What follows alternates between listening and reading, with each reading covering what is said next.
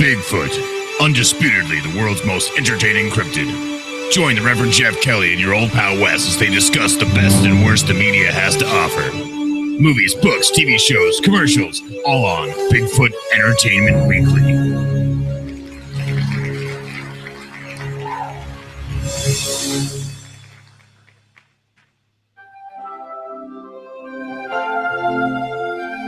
That's right. Everybody's favorite Bigfoot, Harry and the Hendersons. That's what we're talking about on this week's Bigfoot Entertainment Weekly. How can you go wrong with this fucking shit? I don't really know. But I'm your host, the Reverend Jeff Kelly. And we're sure as hell going to find out tonight. With me, as always, is your old pal, Les Losner of LesLosner.com. I love that fucking shit right in the beginning. Hi, everybody. How are you doing? Oh, man, you got to start them out right.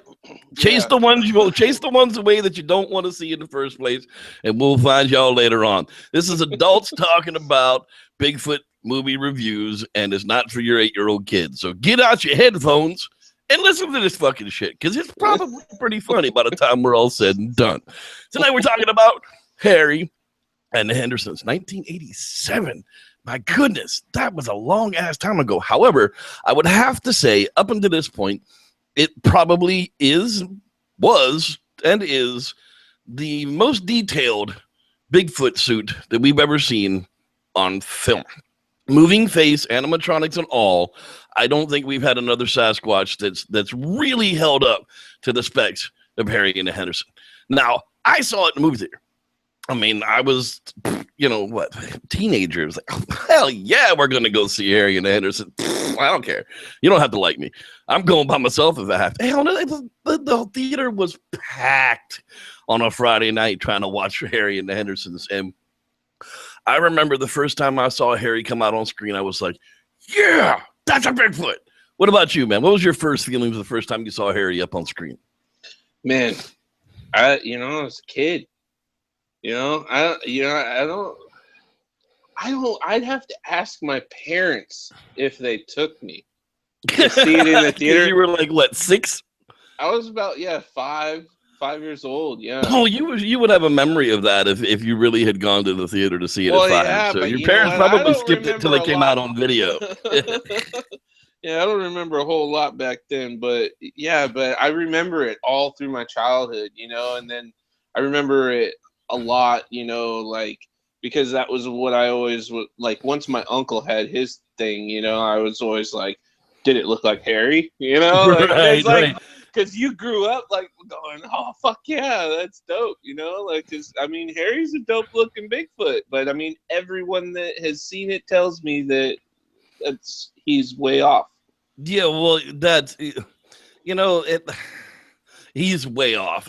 How far way off can you be? He's a hairy covered bipedal, 8.5 foot tall or so, being that looks a lot like a human. That's the same description that we hear time out. It was so human in the face, but he was covered in hair and he couldn't talk. He just rah, rah, rah, rah, rah, rah, and that's exactly what we get out of Harry.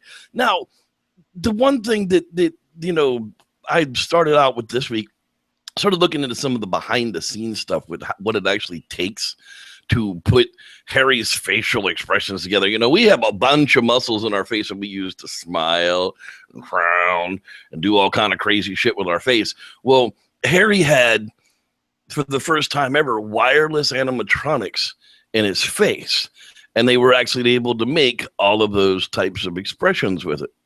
Of course, I can't bring up my thing like I wanted to because, that's just because I'm like that. Here, let's see if that does it. No, absolutely not. It sure doesn't. Wow, that was cool, though. But yeah. I recently saw Infinity Spectre. The mask and I think like the feet and gloves or something that went up for auction not too long ago. Yes, that is correct. That's part of what I had to look at. Let's see. There we go. All right. Now this is partially what I'm looking for. This is the animatronic head of Harry, and you can see how much motorized things were in there. basically, if there wasn't the human head, it was motors and foam rubber and wireless servos so that they could make his expression go through. The head, this is the black guy that was in the suit. I mean, he's a real big dude as it is, but he's not quite 8 feet tall. It's the head that kind of like adds an extra like 9 or 12 inches on top of the costume. But he's just hanging out with his parents. He's just like, yeah, what's up? You know, sitting on the back seats, trying to chill out. It's hot in this thing. There you go. There's the auction piece we wanted to talk about: the head, the feet, and the hands. You can find these things come up on auction from time to time. Last time I remember, they weren't all that expensive, like $1,800. You know, I mean, and they're totally wearable, but the face is just a mask. It's not actually all the servos and stuff inside. You would have to rebuild all the mechanism and everything. So I believe it's just a rubberized face, but that's pretty slick. Yeah. Now let's get to how we find Harry in the woods in the first place. Yeah, so just like I think when they made this movie, they took notes like on all the Bigfoot movies before, and they went to the 70s and they went to the pattern, and they said, fuck yeah, let's start it off with some weird music, some stomping, Bigfoot walking through the woods. You know, and then you start hearing the father and son like they're already like hunting the rabbit, which is where like I'm like, what the fuck just happened? You know, because you don't hear a gunshot and then they got the rabbit. Well, it was a Disney flick, so they weren't exactly going to show the murder of a poor little bunny rabbit on film. And we sure do find out how innocent of a movie this is with the way they react to one of these cuss words, and we'll get to that. But yeah, so the dad and son show up. They got this rabbit, you know. Ernie's first kill. We've gotta cook it, man. I mean, come on, it's his first kill. Yeah, and so you know the mom's not having it. You know the daughter's a little snot. It's okay, Ernie. We'll stuff it when we get home. Don't worry about it. Yeah, back off, Sarah. It was him or me. that was the funny thing when that kid said that. But anyway, so they leave from that and they're driving, you know, and then you're getting more animal footage. They drive by every fucking animal in the goddamn Pacific Northwest. They drive by a fawn with the spots on his butt. They drive by a bear. They drive by a cougar. wolf. Yeah, fucking otters and shit. I mean, they literally like brought out the whole Disney animal cast. They drive over a fucking bridge. 2 salmon are like, oh, what's happening? You know, like fuck, dude. So then they start getting to this real foggy area, which is kind of weird because it's fucking sunny as shit everywhere. Well, no. He was getting blinded by the sun, and Nan goes, "Hey, baby, do you want your sunglasses?" He's like, "Yeah, fuck you, bitch. I don't need no sunglasses." Yeah, but there was fog, dude. Yeah, well, the Pacific Northwest is like that, dude. Just like in the middle of the day like that, like as the sun's going down, the fog appears. It's the mist. And the fog disappeared as soon as they smacked the fuck right into fucking Biggie. Yeah. So, you know, so then they have their moment where they see this lump of fur ahead of them, and he says, you know, I thought I hit a man, you know, and you hear that a lot, you know, like from people that have said things like that, you know, like they thought it was a man in the road till they hit it and it was all furry. Yeah. You know, now what do you do? Now me, I mean, I'm he's going way too fast down that dirt ass road to begin with. I know this road like the back of my hand, blah, blah, and I know people that do this. I know people that are just stupidly run up and down trails that they could get killed on all the time. If I see it's not moving behind me, I'm done. Everybody okay? Foot's on the gas and we're the fuck out. Now, what are you doing if you run over something like that? Are you getting out to check it? Probably. I'm dumb. I'll admit it. I'm dumb. I'll feel fucking bad if it's suffering.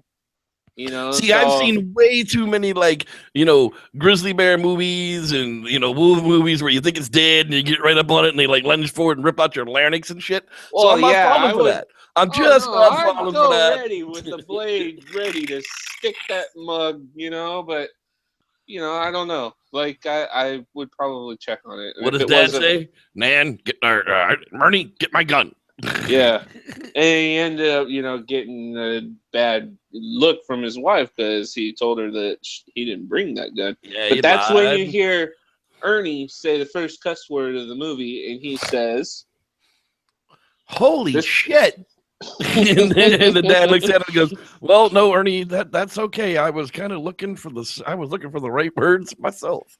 I mean, yeah, when you realize that it's a Bigfoot, yeah, holy shit is kind of what you say. I mean, what else can you say? I mean, wow. Yeah, so this scene, like, I like remember it being so quick, but this scene goes on for a while. Oh yeah, And- there's a good 2.5 minutes of that thing laying there. And then they Yes. gotta, hey, Ernie, tell your sister she's gotta help us load this thing on the roof. Oh, Sarah! And then they cut to them, all of a sudden he's got a pulley and a winch and some rope, and they're like yanking this thing up over a tree onto the car. I mean, he's got a plan.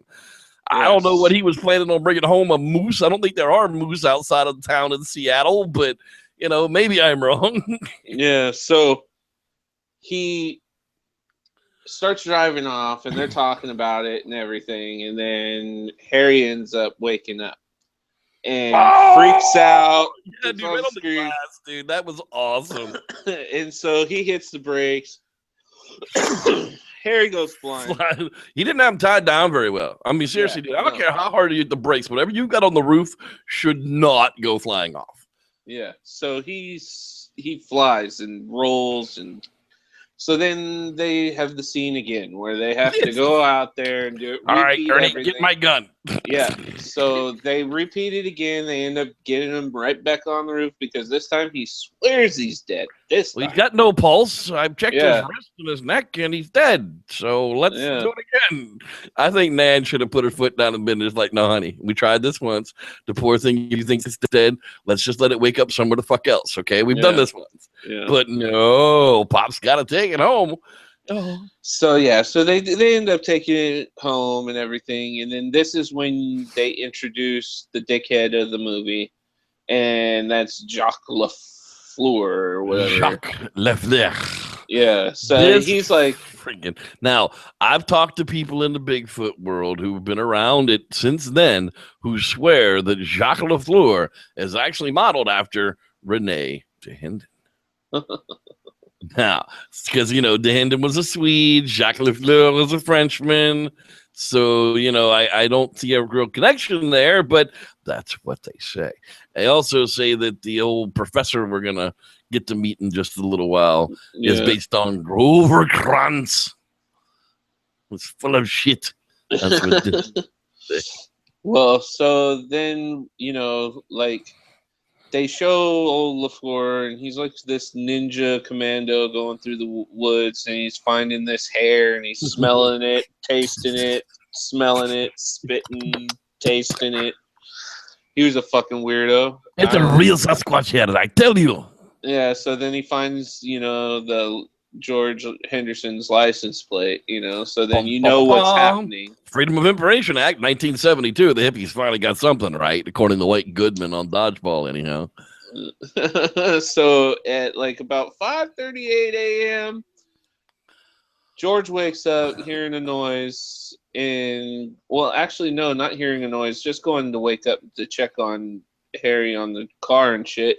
Finds out he's not there, and then he ends up in the kitchen. You get that famous kitchen scene when the whole family sees Harry alive and standing for the first time, and that little snot yells at him for eating the flour and shit. He ate my corsage. I was gonna save that for my entire life. Now, honestly, dude, who the hell leaves a Bigfoot tied to the roof of the family station wagon in the detached garage of their home? I don't care how late you got home. Okay, you're getting on the phone, you're calling 8 friends, and they're all coming over there. You're calling the news, you're calling that it's dead. At least you think it's dead. At that point, you're not, leaving it alone for any particular reason. You'd be calling everybody. Shit, I'd be calling the news as I'm driving down the damn mountain nowadays. Yeah. But ABC, Yep. NBC, who's Yeah, paying can me you $2 meet million? me? Yeah. Yeah. Bring $2 million in a plastic bag, and a Walmart bag will do just fine. All Yeah. 20s and 50s will do just fine. You go ahead and bring that on down to this address, and I'll let you look at my real Bigfoot. And if it's not a real Bigfoot, I'll let you Walk out with the money. That's right. Take the money and the Bigfoot. But trust me, honey, I ain't giving it up till somebody gives me $2 million. But somebody's gonna be bringing it to me tonight. Yeah. So then, like they find out. He finds out. Harry's awake and shit. And then next thing you know, he's in the house. And he's going through and he starts finding the fucking animal heads on the walls. Dude, the and mountains on shit. the walls. Yeah, that's so sad. He's like, oh, where's your back? Oh, where's your body? Oh, wait, this. Oh, and then he figures it out. And that was one of the things that I was watching when I was watching the Tim Baker interviews and watching some of the behind the scenes stuff. Was they were like, this is the first Bigfoot movie where they put a thinking, problem solving, emotional thing inside of a Bigfoot suit, expressing itself to people without everything is being so pointy and jabby and teethy. Yeah, so they're dealing with that all night of the whole burial of the animal heads and shit, and then that fucking annoying lady fucking comes over the next morning to drop off the dog, and they get Harry down the fucking cellar door or some shit, and it fucking the stairs break. Oh shit. And then so they deal with that fucking lady. You knew she was annoying just by looking at her. Everybody's been the neighbor to that bitch. Oh my god, I've lived next to that bitch in 7 different houses in my lifetime. That nosy son of just go home, Betty. Yeah. Just stop it. Anyhow, hey, this is a good point to stop and talk about this week's Tat of the Week. Dude, we're talking about massive military props on this one. This guy wasn't a jackass, right? I mean, this guy was legit at least. No, he was a helicopter dude. We had the music going, and I mean, I'm working on his leg, and he's far from me, so like we didn't have much conversation, but oh wait, no, that's Indiana Jones and copyrighted. We can't do that. But yeah, he served for a real long time. I forgot how long he told me and everything. That is super. But I wanted to give him something to, really help him. It really looks like a patch, and with the eagle looks like it's actually coming out of that patch. I mean, that's just top-notch work. You can find Mr. Wes Losner down at Good Neighbor Tattoo in Escondido, California. You can get him at Squatchy Inc. Time's up, bitches. No, you can get him at Squatchy Inc. on Instagram. Told you that shit was gonna happen. Go to weslosner.com and check out for yourself all this artwork he's got going on up there. So yeah, that we were the buzzer of the week, brought to you in part by Dr. Squatch Soap. That's right, Dr. Squatch Soap has arrived, people, and I got a whole bunch of them. Spearmint Basil Scrub. Are you freaking kidding me? You want to smell like an Irish Spring? Get you some drsquatch.com soap. That's right. Oh yeah, wait, where's my soap? Yeah. We get there eventually. I'm just saying, Dr. Squatch, Dr. Squatch doesn't know nothing about this show yet. We're just giving him extra props. This show is sponsored by weslosner.com. Go out and get all your Squatchy 8. That's right. All right, so then, from that scene, once we get rid of that damn neighbor lady, they have that scene where the dog's jumping up and Harry catches the dog and they kind of hey, that's our pet, and they have that little sentimental little moment, and then that's what I was like, Nan's hot. She's hanging out in her gown, she's looking. She was the mom on A Christmas Story with Ralphie. Uh-huh. I mean, and then she was in A Close Encounter of the Third Kind. And she was the mom of the little boy. Yeah. I believe, yeah. Yeah. With the weird guy making the potato mountain in their kitchen. What the heck? I gotta forget all these guys' names anymore. Anyhow, moving on to about it. What are you doing with a Sasquatch in your house? He's like, oh fuck, we gotta kill it. So he goes outside, climbs up the ladder, gets it in his sights. He's gonna shoot this damn thing. And then just like we always hear from some of these people who get Bigfoot in their sights, he just couldn't pull the trigger. I wonder why. Is it because the face looks too human? Because I got news for you. Justin Smeehouse going to have one in the sights, and he's going to go bang. He's not going to worry about not pulling the trigger because all you people make him. He didn't want to kill another one, but God, you're going to try and prove his story one way or another. Anyhow. Moving on to non-topical things. What I liked is they kind of bring something in to like kind of make it, I don't know, like, David would have some kind of poetical, scientific way of describing this pseudoscience-y. Yeah, but it really like kind of like shows the human, thing and everything, like the scene where he's got his cut and they're caring for him, and then they're explaining the stinging and stuff like that. Hurt. Oh. Yeah, like when you're a kid, your first experience with that stinging shit. Dude, my grandma used to murder me with that stuff on a constant basis because I was a rough kid, man. I got, I fell down a lot. Yeah, so that was a scene that is one of my most memorable of that movie, Well, yeah, and Nan starts talking about, what about his life, and how's his life going to improve by us getting rich off of him? Look at him, he's a being, for all we know, he could be some kind of a human, and that's when they start to go a little sideways and wanky on me. But at the same token, because I didn't see anything human in Harry. I didn't see anything human at all in Harry, but I guess Nan did because, he'd let him hold his hand and fix it up. Yeah, I think anything you see that's walking bipedal like that and kind of has a face like yours, but not really, you're going to be like, oh, it's more human than, so I think that's just why people do that. But anyways, so we're moving on. LaFleur, the fucking dickhead. He goes, this is the first time you see the little Bigfoot museum and you're seeing that little statue.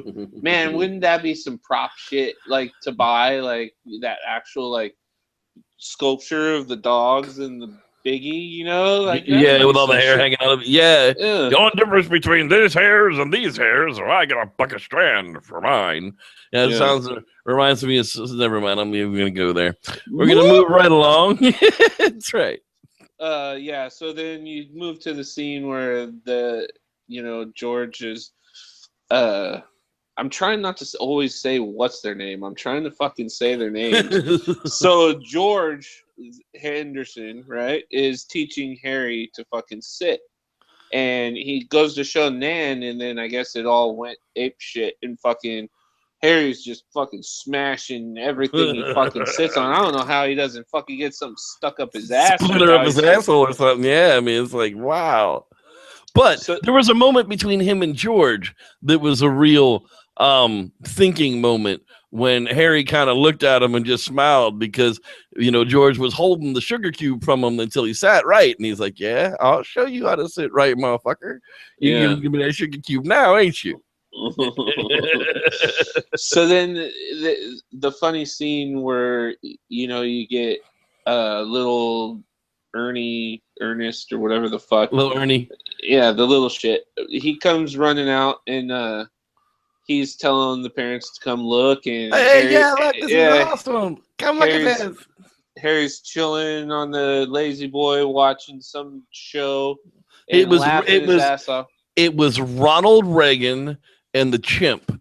And there was a TV show with Ronald Reagan the Chimp back in the 60s, and I can't remember the name of the show, but I know it existed. I've never actually seen an episode of it, but it was literally Ronald Reagan, your ex-president, in a TV show with a chimp in either the 1950s or the 1960s, and I wish I could remember the name of the show, but yes, that actually did happen. A man with a chimp TV show became the president of the United States. So even you dumbasses out there have some kind of chance to become something too. Oh, God. Oh, I couldn't imagine a world with some of these Bigfooters being in charge of it. This No, isn't but the their show. kids are going to This be. isn't the show. No, we'll get. So Harry's laughing his ass the fuck off at this show, and he's flinging dip. And then they make that joke that, you know, he didn't care for the blue cheese. I mean, who the fuck does, really? Like, 'cause blue cheese. I love blue cheese. Yeah, you're that one. I'm that The asshole. exception is Rev. I love blue cheese. It had to be you. You can put blue cheese on top of my steak and just melt it right there on top of it. I'll take it smothered on top of my salad with extra chunks of blue cheese on top of it. I'll take it with my hot wings. I'll take it with my celery with my hot wings. I'll just vomit. No, dude. Screw ranch. Ranch ain't nothing but leftover friggin' mama's milk, dude. I'm sorry. Cold baby vomit. Ugh, no, dude. Blue cheese is awesome. Anyhow. So anyways, they try to, you know, they want to, you know, fuck. I've almost got this one down. You wait, I'm gonna be playing it live soon. Oh, fuck me. All right. This is a good spot to talk about. The other thing we've got is the art of the week. This one's pretty cool, dude. The koi, man. This I like it when you paint animals because it's just like cool. But this thing is sick, dude. I mean, I can see this thing like swimming in a pool because people like float them stupid fake flowers on top of them. But yeah, I went ahead and put it this way this week so people could see what the actual painting aspect is supposed to look like. Yeah, it's so a little warped, but yeah, this painting's like one of my favorite ones that I have hanging up in my room right now. I did it like it's a tattoo I did, like the sketch, and then I ended up like doing a drawing of it, and then I was like, nah, and then the panel's pretty big. It's like long, it's about 2 feet.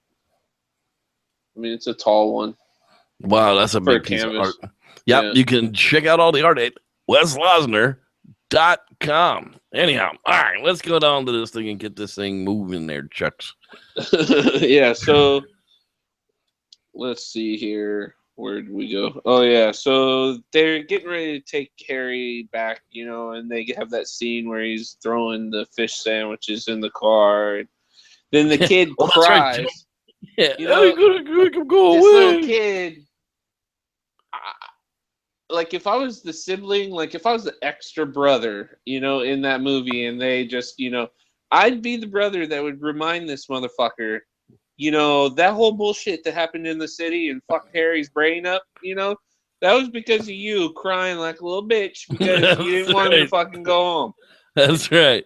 He ran away because you were crying like a little whore. And yeah, so Harry runs off, and Harry like scares this lady and gets on the news, and then on this little news show in the morning that they're watching and shit, it's funny how they describe it, because I caught this, and I don't know if the other people caught it, but Harry, because she passed out, put her on the top of their car, because I think Harry thought if you get knocked out, that's where people put you. That's where people go, on top of the car. Because she said she woke up on that and shit. So I thought that was really, really funny. That's awesome. That's clever writing on the writers. Now, originally, the movie was supposed to be a 25-episode sitcom.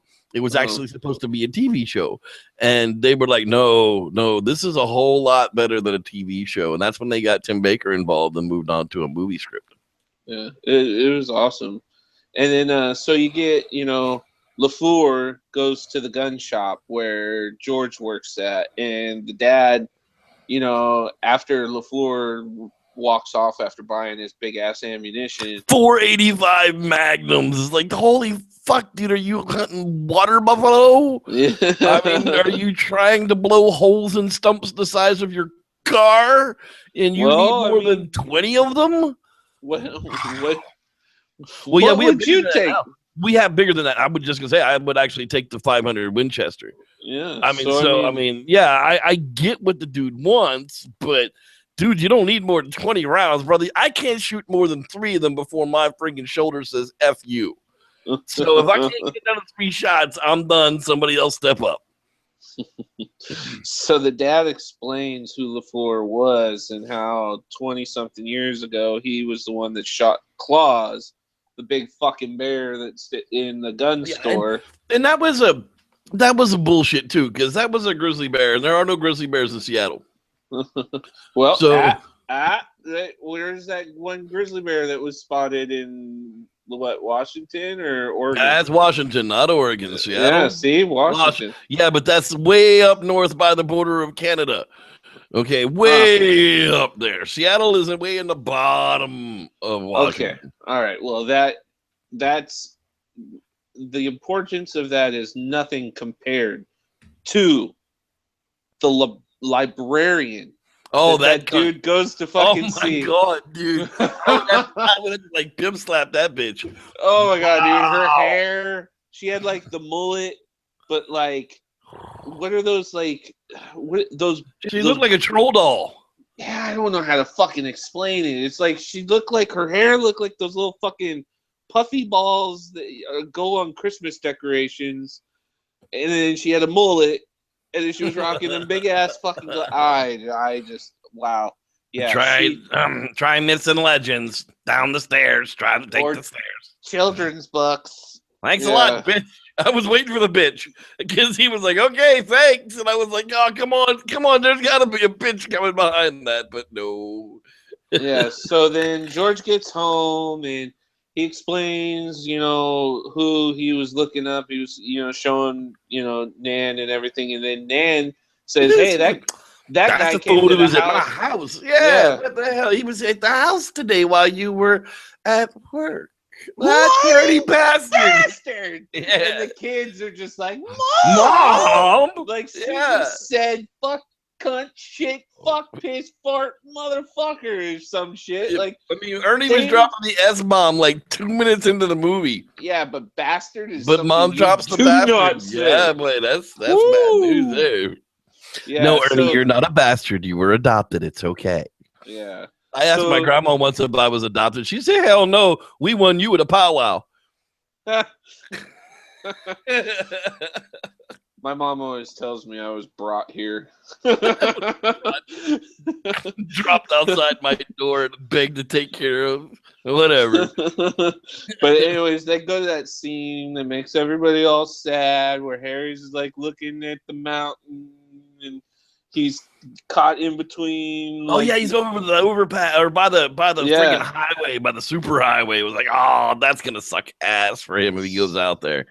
And sure enough, he goes over there and the cars are honking and everything, so he's just bummed. And so then they cut to the scene where you find out George is like this artist and stuff, and he's like drawing pictures of Harry, and everybody has this little family moment where it's like, oh, beautiful. A cool piece of information about that. That's actually Tim Baker's first drawing of the concept of Harry. They put it into the movie and made it what George drew to look like Harry, but that's actually the special effects maker Tim Baker's first rendition of what Harry should look like when he thought about drawing a Bigfoot. Yeah, so then the whole town's in this uproar because of the sightings and all the shit of Harry and everything. So then you get the busy scene where fucking George just chews that fucking guy out, and walks off. You want a big gun or you want a big gun? Either way, we're out of big ammo. Yeah, so then the dad fucking changes his drawing and shit, and you find out how much of an asshole his dad is, and so he just fucking the only artist in the family's there, son. So then they cut to a scene where they're casting a print in grass.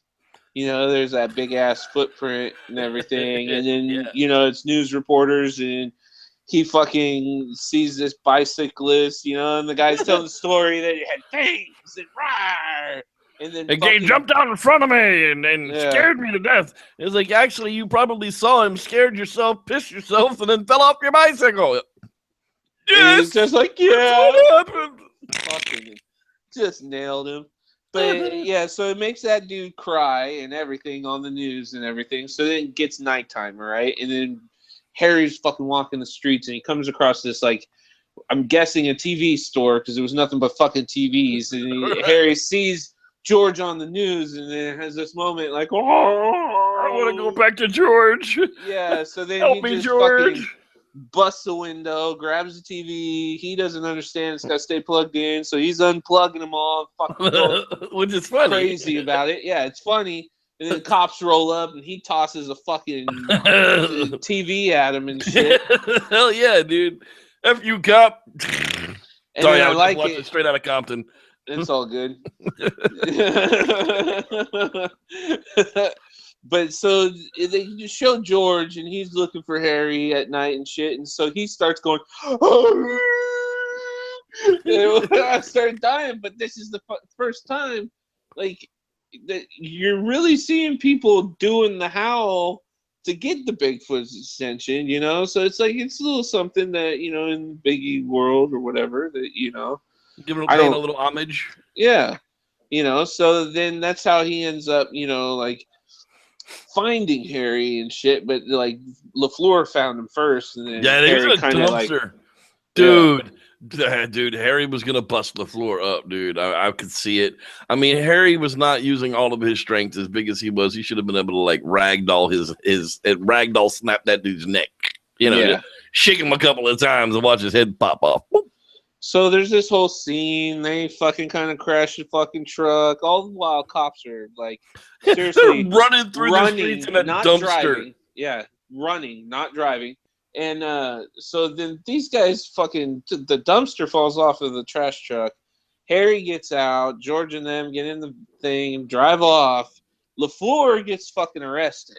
That was funny as hell. You got to get me out of here. You have to get me out of here now. You don't understand. I know where he is. Yeah. So you have that whole scene, and he's like, you know, fucking make something happen. And then, you know, they got Harry back at the house. They have the whole scene where everybody's waking up and Harry's back. Yay! And then fucking they cut to Nan talking to the annoying bitch next door. And it says, Go back home, Barb. Our third cuss word of the movie. It looks like a condor took a shit in a pool. Yeah. Really racy, Harry and the Hendersons. Gotta love it. That's probably what brought them up to the PG-13 Yeah. moniker. Can't say shit 2 times in a movie. Nope, and not that. without a 13 rating on it now. Even Ernie's not allowed to watch it. He's too young. Yeah, little bastard. So anyways, that doctor dude from the Biggie Museum comes down and, you know, comes to talk to them for dinner and everything. And they have that scene where he's, you know, telling them he spent his whole life and blah, blah, blah, blah, blah. And all while, here comes Harry behind him, like, oh, I'm going to bust this. No.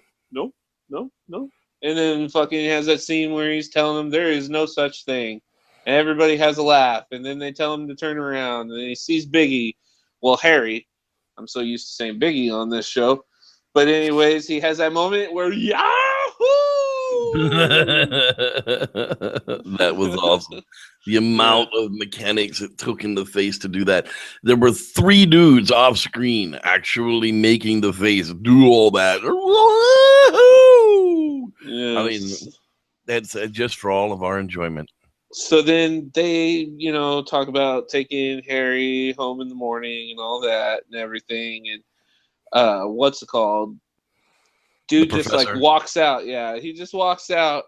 And they're like, well, is he coming back? How do we know? Blah, blah, blah. He comes in, he's got a sleeping bag, a bag. He was already packed, ready to fucking stay. He's like, I'm going to lay down here with Biggie. I'm going to lay down here with Harry and sleep if that's okay with you. Harry's like pulling off little pieces of his tree. Here you go, buddy. Here, dude. Yeah, I'll give you a little. He's like, no.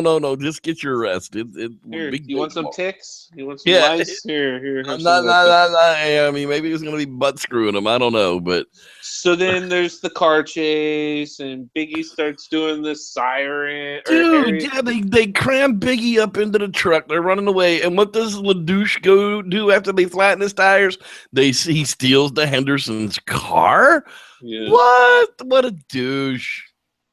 So they have that scene, and Harry tries sounding like a fucking siren, and then they get up, you know, to the mountain, and you know they're gonna release Harry, and then you get this scene, you know. There's like an 8-minute drive up the mountain. Yeah, so, from it drags Seattle. on, and I'm cutting this, you know, because we're short and everything.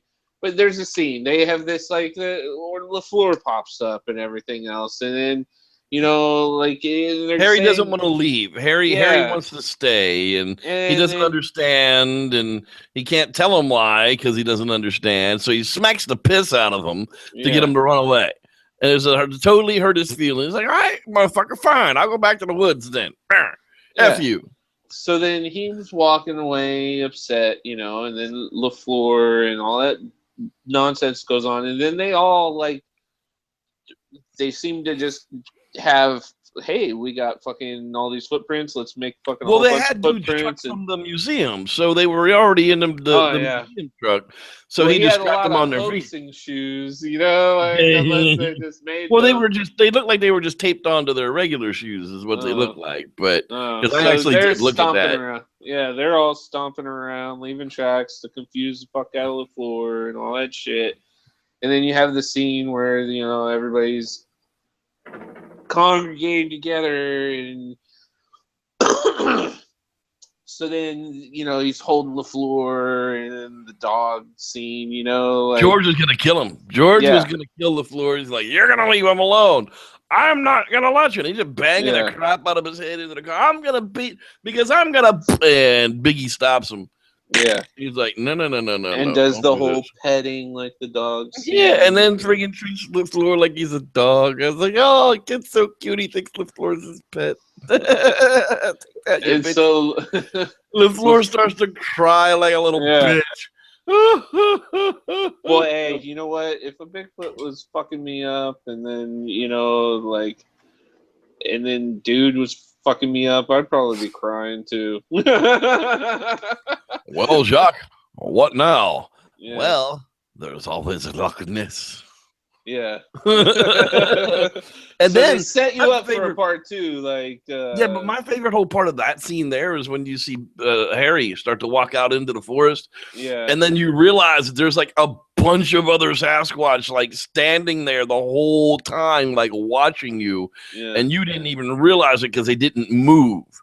And then in the very last moment, they started to move, and you realize that there were 15 Sasquatch. It was an Ed Waterman Even the little night nocturnal emission, right there. But unfortunately for him, he's never actually seen something like that. It was crazy because right before they all started moving, you don't notice it. You don't notice it at all. Yeah, you don't notice even the little ones and everything. Nothing. You didn't see nothing. So and that then just goes to show move, you. and it's just wow. So if Biggie freezes in the woods, you might not even see him. You might walk right on by him. And it sucks that they didn't make Nessie and the Hendersons. Nessie and the Hendersons. That actually was funny. That's kind of a movie. I would have liked to have seen a Harry and the Hendersons too, but this was a very expensive movie for its time. Well, they made a TV show after. Well, they did, but it only lasted for 7 episodes or 8 episodes. It didn't last. I don't think it lasted. It didn't last very long. Yeah, it was very expensive to produce that as well, to pay all those freaking puppeteers and stuff to take care of it. But here it is, 20 years after the Patterson film, and this is the best that Hollywood can come up with a Bigfoot suit. It still didn't read as real animal, even at that level. Yeah. And that's what I always went back on was damn, did they look like that? Because as a child, that's my first. Harry was my first Bigfoot. And then I saw Patty. You know what I'm saying? Harry was the first thing I ever got introduced as Bigfoot. I just, you heard about it when you heard about Loch Ness in little books and shit, but that was my introduction. The first big screen introduction to Bigfoot to the great Wes Losner was Harry and the Hendersons. Well, that's right, folks. That's actually going to wrap it up here for us here on Bigfoot Entertainment Weekly. We like you. Thank you very much for stopping in and watching with us tonight. Next week, who knows what we're going to be talking about, but it's going to be something a little more gory than Snow Beast and the Hendersons. We thank everybody for watching. For my co-host, the great Wes Losner of WesLosner.com, I am your host, the Reverend Jeff Kelly. Thanks for watching, and may the Squatch be with you. Or not. I mean, if you don't want him to be with you, he could hang out on the side, you know. I wouldn't want him living with me like how they have him,